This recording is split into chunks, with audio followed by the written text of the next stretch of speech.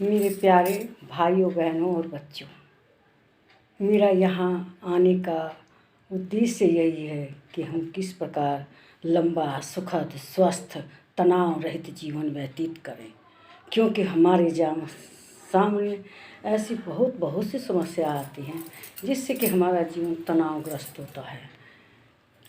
अब इसको दूर करने के लिए हम क्या करें? मन में बहुत तरह के ख्याल आते हैं। उन ख्यालों को दूर करने के लिए, उनसे बचने के लिए हम क्या कर सकते हैं? उससे बचने के लिए सबसे पहले तो आपको आस्तिक होना होगा, भगवान पर विश्वास करना होगा। भगवान पर विश्वास करेंगे तो आधा तनाव तो हमारा उसी समय ख़त्म हो जाएगा। अब जैसे कि हमसे कुछ गलती हो जाती है, अपराध हो जाता है, तो उसके जिम्मेदार हमें खुद नहीं मानना चाहिए। उसके जिम्मेदार कौन है? भगवान है। क्यों? हम तो कुछ नहीं करते।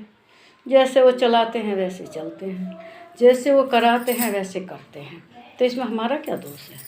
तब हम क्यों तनाव में घुट के जीवन व्यतीत करें और रात भर जागे, दिमाग में टेंशन पालें? सब कुछ उनके पर ही छोड़ देना चाहिए।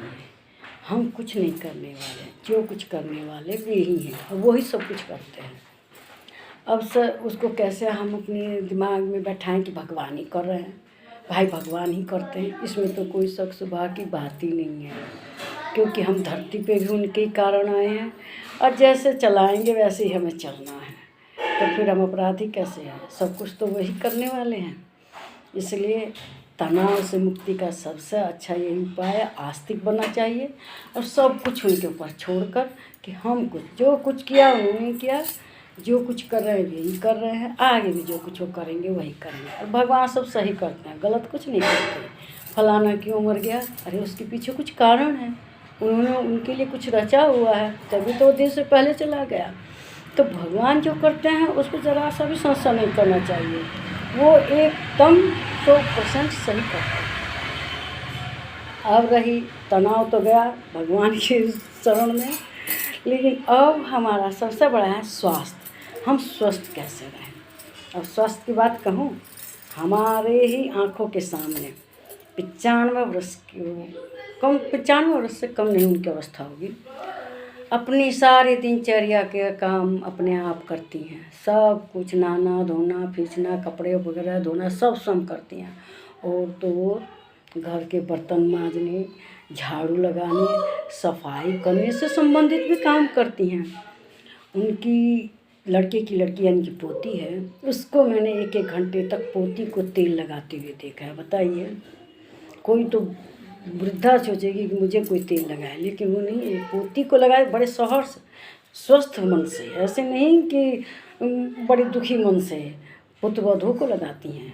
पुत्रवधू हट्टे कट्टे कम से कम 80 किलो की, अब बड़ी मुश्किल से 55 किलो की, लेकिन वो खूब बढ़िया से प्रेम से तन्मयता के साथ तेल लगाती हैं।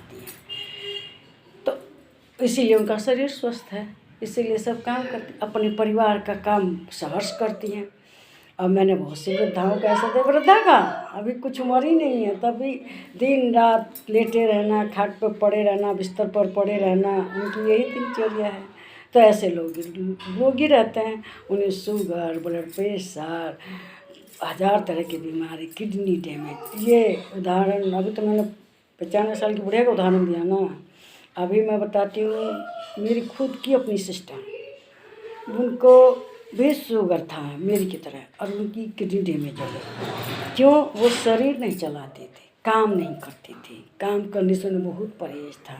इसी के कारण वो समय से पहले क्या 60-65 आयु को ज़्यादा होती है, इसी आयु में वो स्वर्ग से दार गई। आईसीयू में रही, डायलिसिस हुआ, उनका सब कुछ हुआ, लेकिन वो नहीं जीवित रह पाई। क्यों? किडनी खराब हो गई थी, शरीर चलता नहीं था और वो दिन से पहले चली गई। तो किडनी स्वस्थ रखने के लिए मैंने उन्हें उपाय बताया था कि नमक का एकदम परित्याग कर दो, नमक बिल्कुल भी नहीं लेना। लेकिन कहाँ से बहाने बना के फलाने डॉक्टर ने कहा है सेंधा नमक खाओ। अरे नमक तो नमक है, नमक तो अपना ही ना काम करेगा।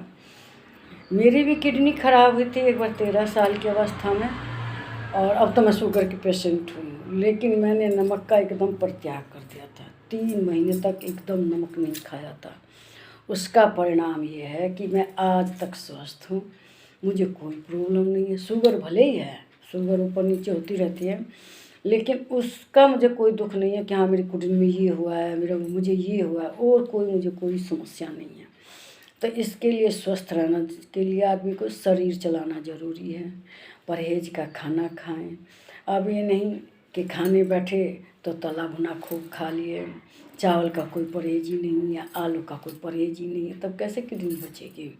आदमी को परहेज का खाना खाना चाहिए। मैं तो हमेशा मतलब रोटी के अलावा भी सीमित मात्रा में, उसमें सब्जी सलाद फल वगैरह ज़्यादा लेते हैं। रोटी काउंटिंग में मुश्किल से 3 जो भी खाती हूँ, 3 से ज़्यादा नहीं, चाहे 2, इतनी में रोटी। ऊपर का जो आहार है, सलाद है, फल फ्रूट, इसी में ही अपना सब बैलेंस पूरा कर लेती हूँ भोजन के लिए। इसका रिजल्ट ये है कि मैं एकदम फिट हूँ, 100%, मुझे कोई चीज़ की समस्या नहीं है। तो स्वस्थ रहने के लिए आदमी को अपना खाना पीना भी सब अच्छा रखना चाहिए।